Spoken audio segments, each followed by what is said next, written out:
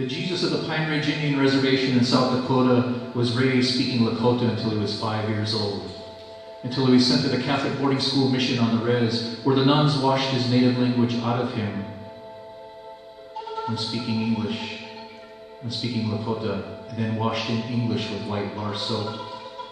When he was a young teenager, he had the same recurring dream of nuns crucifying him atop an old wooden telephone pole with number 2 lead pencils driven through his palms and feet, wire notebook binder stretched and wrapped around his head like a crown of thorns, pages of Big Chief notepad paper fastened around his waist like a loincloth.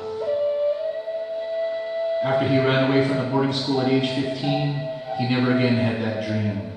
In that ending of his prophecy vision, he knew he was the Jesus of Pine Ridge, destined to deliver the full-bloods and half-breeds to the promised land of the sacred Black Hills of South Dakota, or at least to the fertile prairie just south of the state line, into Nebraska, or at the very least, anywhere north of Interstate 90.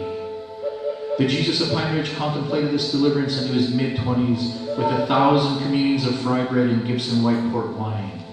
He figured he needed a sturdy chariot to lead his people into the promised land, so he bought a car at the reservation border town of Gordon, Nebraska, traded for a mighty steed of faded yellow and rust, a 1964 Chrysler Newport, for $260 and $100 in food stamps.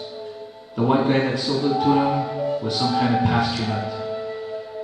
When the deal was done, the white guy laid his hands on the front hood and preached, "By the power invested in me, in the name of Jesus Christ, I cast demons and Lucifer up and away from this vehicle. Well, just the other day, I laid my hands on a roadkill dog, and I brought it back to life." The Jesus of Pine Ridge knew he was a false god full of dog doo-doo.